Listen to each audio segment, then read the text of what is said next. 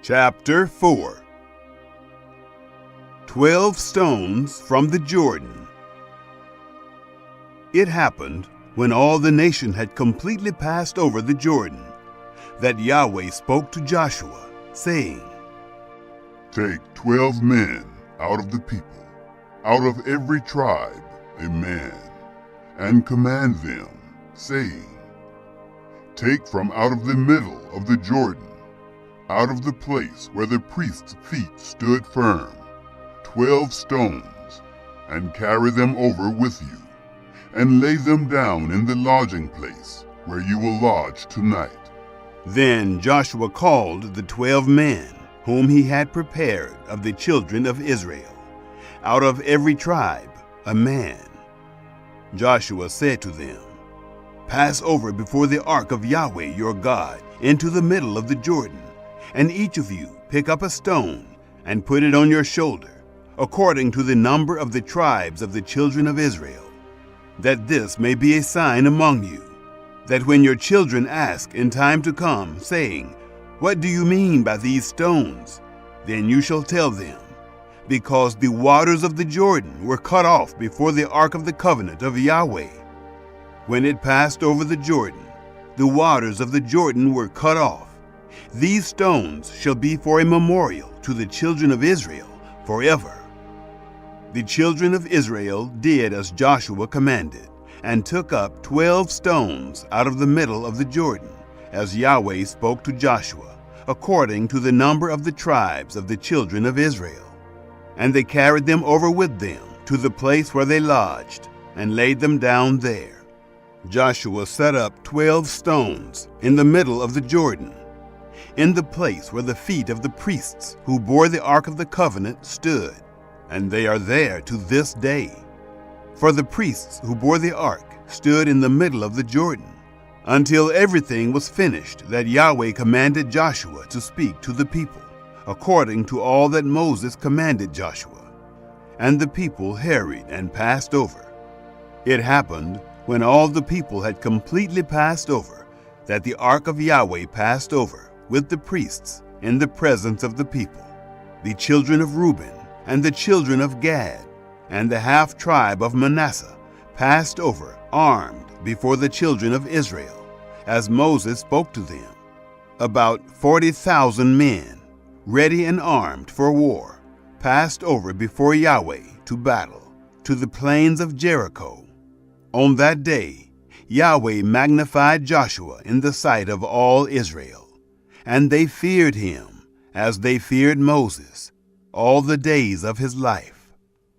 Yahweh spoke to Joshua, saying, Command the priests who bear the ark of the testimony, that they come up out of the Jordan. Joshua therefore commanded the priests, saying, Come up out of the Jordan.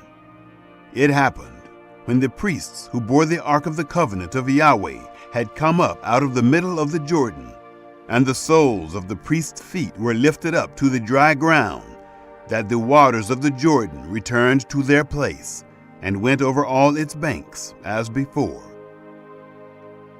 The camp at Gilgal.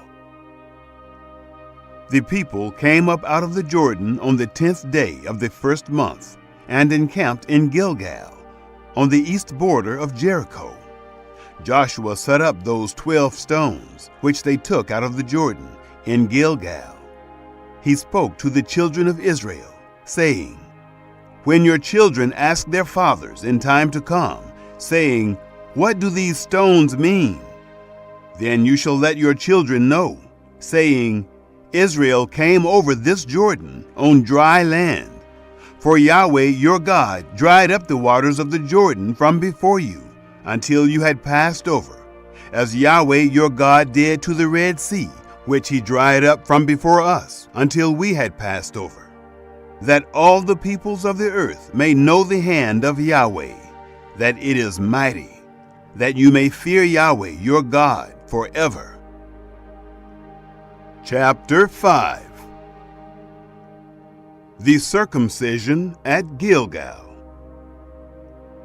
It happened, when all the kings of the Amorites, who were beyond the Jordan westward, And all the kings of the Canaanites, who were by the sea, heard how that Yahweh had dried up the waters of the Jordan from before the children of Israel, until we had passed over, that their heart melted. Neither was there spirit in them any more, because of the children of Israel. At that time Yahweh said to Joshua, Make flint knives, and circumcise again the children of Israel the second time. Joshua made himself flint knives, and circumcised the children of Israel at the hill of the foreskins. This is the reason Joshua circumcised all the people who came out of Egypt, who were males, even all the men of war, died in the wilderness by the way, after they came out of Egypt. For all the people who came out were circumcised, but all the people who were born in the wilderness by the way, as they came out of Egypt, had not been circumcised. For the children of Israel walked 40 years in the wilderness, until all the nation, even the men of war who came out of Egypt, were consumed, because they didn't listen to the voice of Yahweh. Yahweh swore to them that he wouldn't let them see the land which Yahweh swore to their fathers that he would give us, a land flowing with milk and honey. Their children, whom he raised up in their place, were circumcised by Joshua, for they were uncircumcised, because they had not circumcised them on the way. It happened, when they were done circumcising all the nation, that they stayed in their places in the camp until they were healed. Yahweh said to Joshua, Today I have rolled away the reproach of Egypt from off you. Therefore the name of that place was called Gilgal to this day. The Passover at Gilgal. The children of Israel encamped at Gilgal. They kept the Passover on the 14th day of the month at evening in the plains of Jericho. They ate unleavened cakes and parched grain of the produce of the land on the next day after the Passover, in the same day. The manna ceased on the next day, after they had eaten of the produce of the land. The children of Israel didn't have manna anymore, but they ate of the fruit of the land of Canaan that year. It happened, when Joshua was by Jericho, that he lifted up his eyes and looked, and behold, a man stood in front of him with his sword drawn in his hand. Joshua went to him and said to him, Are you for us or for our adversaries? He said, No, but I have come now as commander of Yahweh's army. Joshua fell on his face to the earth and worshipped, and said to him, What does my Lord say to his servant? The prince of Yahweh's army said to Joshua, Take your shoes off of your feet, for the place on which you stand is holy. Joshua did so. Chapter 6. The walls of Jericho. Now Jericho was tightly shut up because of the children of Israel. No one went out, and no one came in. Yahweh said to Joshua, Behold, I have given Jericho into your hand, with its king and the mighty men of valor. All your men of war shall march around the city, going around the city once. You shall do this 6 days.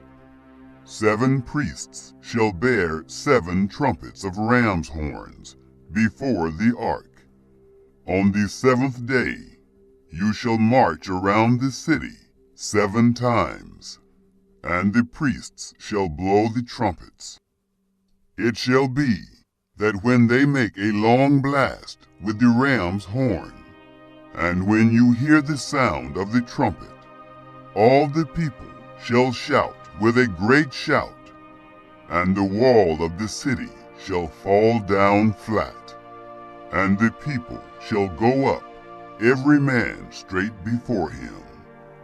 Joshua the son of Nun called the priests and said to them, "Take up the ark of the covenant, and let 7 priests bear 7 trumpets of ram's horns before the ark of Yahweh."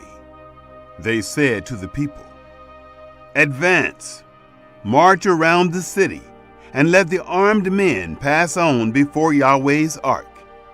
It was so that when Joshua had spoken to the people, the 7 priests bearing the 7 trumpets of ram's horns before Yahweh advanced and blew the trumpets, and the ark of the covenant of Yahweh followed them.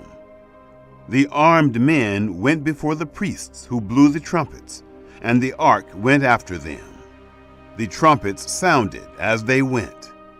Joshua commanded the people, saying, "You shall not shout, nor let your voice be heard, neither shall any word proceed out of your mouth until the day I tell you to shout. Then you shall shout." So he caused the ark of Yahweh to go around the city, going about it once. Then they came into the camp and lodged in the camp. Joshua rose early in the morning, and the priests took up the ark of Yahweh. The 7 priests bearing the 7 trumpets of ram's horns before the ark of Yahweh went on continually and blew the trumpets, and the armed men went before them. The rear guard came after the ark of Yahweh. The trumpets sounded as they went.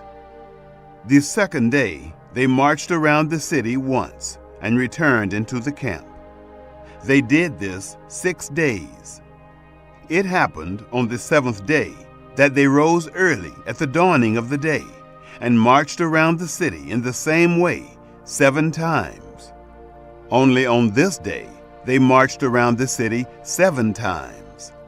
It happened at the 7th time, when the priests blew the trumpets, Joshua said to the people, "Shout, for Yahweh has given you the city.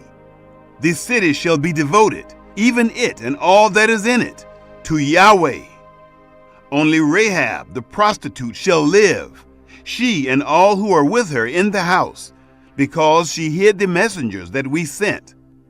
But as for you, only keep yourselves from the devoted thing, lest when you have devoted it, you take of the devoted thing. So would you make the camp of Israel accursed and trouble it. But all the silver and gold and vessels of brass and iron are holy to Yahweh. They shall come into Yahweh's treasury." So the people shouted, and the priests blew the trumpets.